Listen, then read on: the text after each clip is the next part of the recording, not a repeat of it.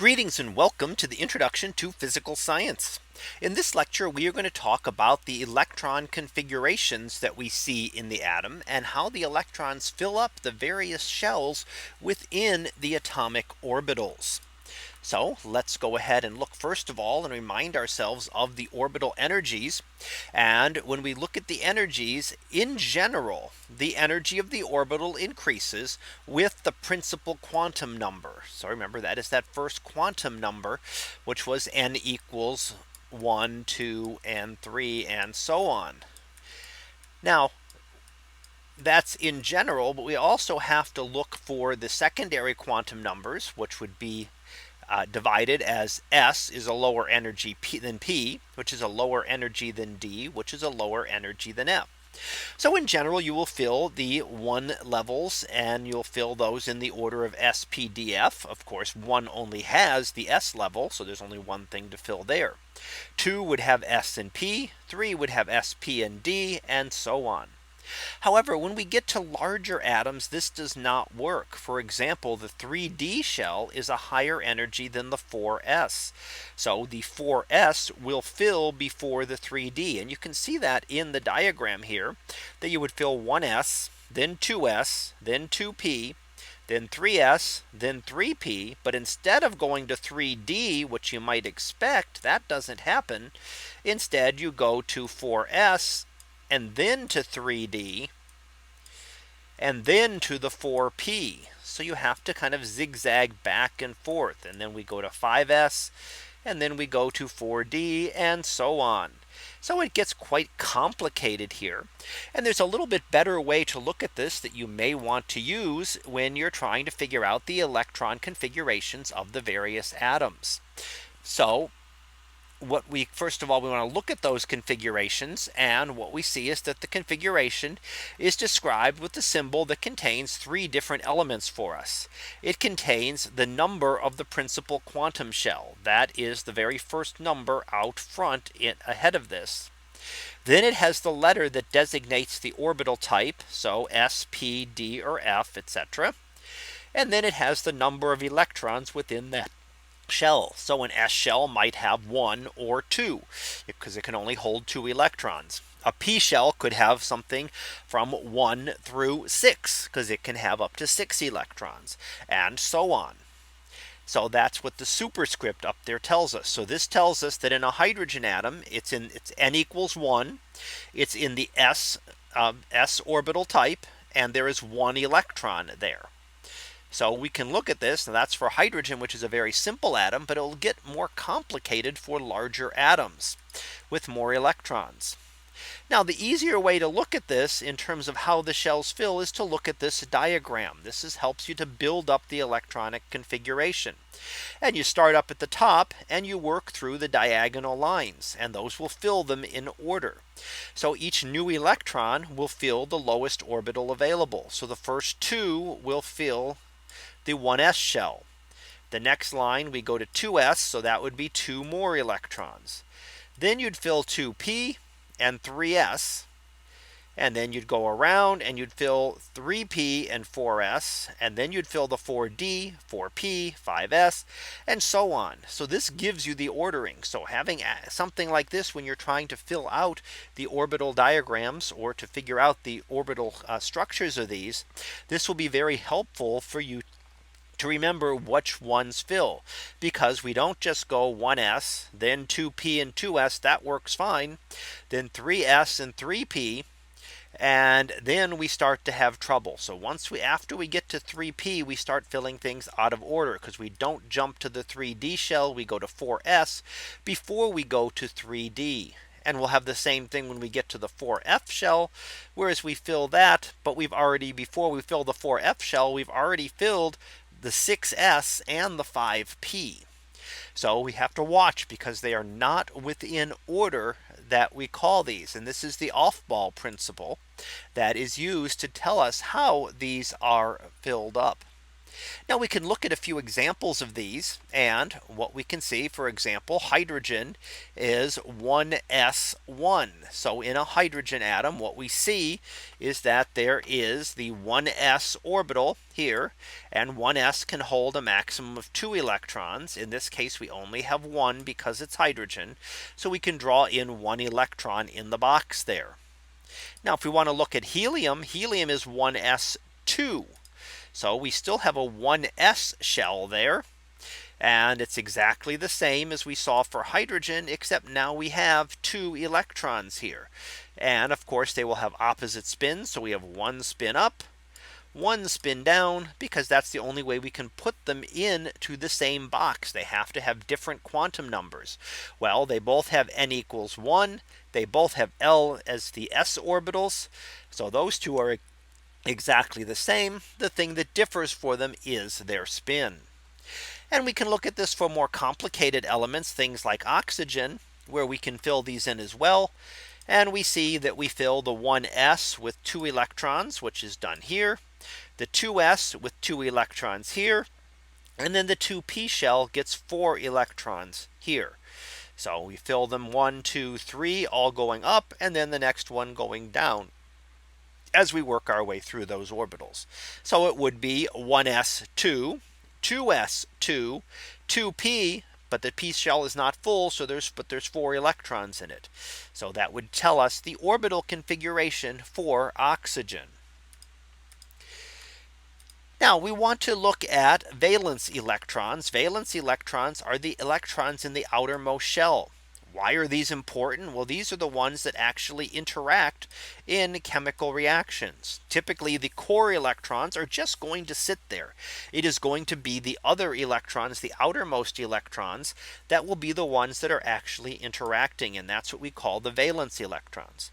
So the core electrons remain the same, and those will correspond to a noble gas configuration. Remember that the noble gases, things like helium and neon and argon, are very stable because they have a complete set of electrons in their shells. So they will end, in this case, with the configuration for neon is 1s2, 2s2, 2p6. So we can write that as neon in brackets Ne, instead of writing out the whole configuration, and then 3s1. So 3s1 would be the valence electron, and that's the one that is going to be important. So we can use that noble gas as an abbreviation to write the electron configuration in a more compact manner. Now again, we can look at a couple examples of this. And let's go ahead and look at first of all, we want to find the electron configuration of the phosphorus atom. And then we want to find an atom that has a configuration of Ar 4s2 3d5. So first, let's look at phosphorus. Well, phosphorus has an atomic number of 15. So we have to go through the shells and count out 15 electrons. Well, going through the table that we had, we know that the 1s shell will fill first with 2 electrons. Then the 2s shell with 2 electrons, the 2p shell with 6 electrons, the 3s shell with 2 electrons. So we are now up to, at these, we're up to 12 electrons, and we have 3 more. Well, the next shell is the 3p, and we have 3 electrons left, which are not enough to fill that shell, but they will all go into that shell. So now we know what the electron configuration will be, and we can write that out as 1s2, 2 electrons there, 2s2, 2p6, 3s2, and 3p3. So that would be our electron configuration for the phosphorus atom.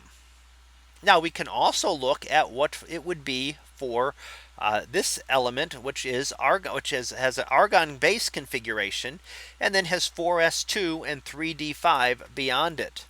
Well, argon has 18 electrons in its shell. We can look up that in the periodic table. A complete shell electron will have 18 electrons. Argon is element number 18. So a neutral argon atom would have 18 electrons. So this atom has 25 electrons because it has 2 in the 4s shell and 5 in the 3d shell. So we're looking for element number 25. We can go to our periodic table to look that up and find out that element 25 is manganese. Now we can look at electronic configurations in the periodic table and how they fill. We have the main group elements, and if you remember, those are groups 1 and 2 as well as groups 13 through 18. The main group elements all have the last electron goes into either an s or a p shell. For groups 1 and 2, it's filling the s shell here. For groups 13 through 18, we are filling the p shell. So when we get to the end there, we are filling the last p shell of those. Now the transition elements, which if you recall are groups 3 through 12, those are the transition elements. Those are filling the d shell of the atomic of the atoms. And then we have the inner transition elements, which are the ones that end up down at the bottom of the periodic table and fit in up here. And those are the ones where the last electron is going in an f shell. So group 1 and 2 get the s, are filling the s shell. Group 13 through 18 is filling the p shell. Groups 3 through 12 are filling the d shell.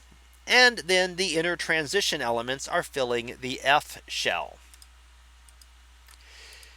Now, how about ions? We looked at atoms individually, but ions. Well, an ion is formed when an atom gains or loses electrons. So if we lose electrons in main group elements, the last electron added, those are the first removed.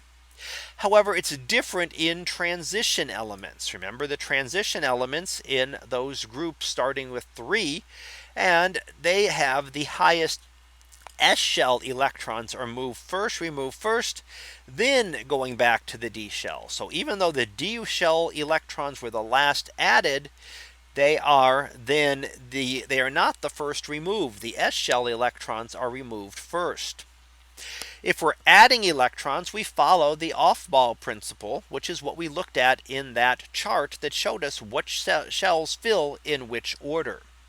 So we can use this information to go ahead and do a few examples here. And we're going to look at the electron configurations of a positive sodium ion, a phosphorus ion with a -3 charge, and an iron ion with a +2 charge.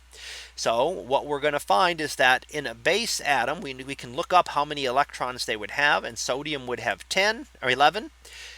Phosphorus would have 15 and iron would have 26. So let's look at sodium first. We can write the base configuration of sodium, which would be 1s2, 2s2, 2p6, 3s1. If it is positive, that means it's going to lose an electron. It's going to lose 1 electron. So which electron is going to go away? Well, it's going to be the last one added. This is not a transition element, so the last thing added was 3s. It goes away, which leaves us with the configuration of sodium plus as 1s2, 2s2, 3p6. Now how about phosphorus? Well, phosphorus has the structure 1s2, 2s2, 2p6, 3s2, and 3p3. Now if we're going to have a negative charge, we are then adding electrons. So we're going to say plus 3 electrons here. Well, we follow the off-ball principle, which says these go into the next available shell, and the p shell can hold 6. So all 3 of these electrons can go into the 3p shell, and instead of being 3, it will now become 6. So our configuration for it will then be given by, as shown here, again, we filled them all into that p shell, and we now have 3p6 because we have 3 added electrons. Now the last one, let's go ahead and take a look at iron. Well, here's the electron configuration of iron, with the last electrons having gone into the 3d shell. Now iron is a transition element. So if we're going to go 2+, that means we're going to lose 2 electrons. So which two electrons do we lose? Remember, when it's a transition element, we do not lose them from the 3d first. We lose them from the s shell first. So these are the ones that are going to go away. The 4s electrons are the first ones that will be lost, leaving us with an electron configuration for iron with a +2 charge, as shown here. So 1s2, 2s2, 2p6, 3s2, 3p6, the 4s2 electrons are gone, and 3d6. So we can use this then and these rules to then find out the electron configuration of any of these atoms or ions. So let's go ahead and finish up with our summary. And what we looked at was electrons will fill the lowest energy subshells first. They want to be at the lowest energy. We talked about the off-ball principle, which was used to build up the electron configurations, and was that table that went diagonally to show us in what order the shells will fill. And we talked about, when we did them, that the main group elements have a different pattern for losing electrons than the transition metals. Remember, the main group elements will lose the last electrons that were added, whereas the transition metals will keep the last electrons and lose electrons first from the s orbitals that were filled previously. So that last s orbital that was filled. So that concludes this lecture on electron configurations. We'll be back again next time for another topic in physical science. So until then, have a great day, everyone, and I will see you in class.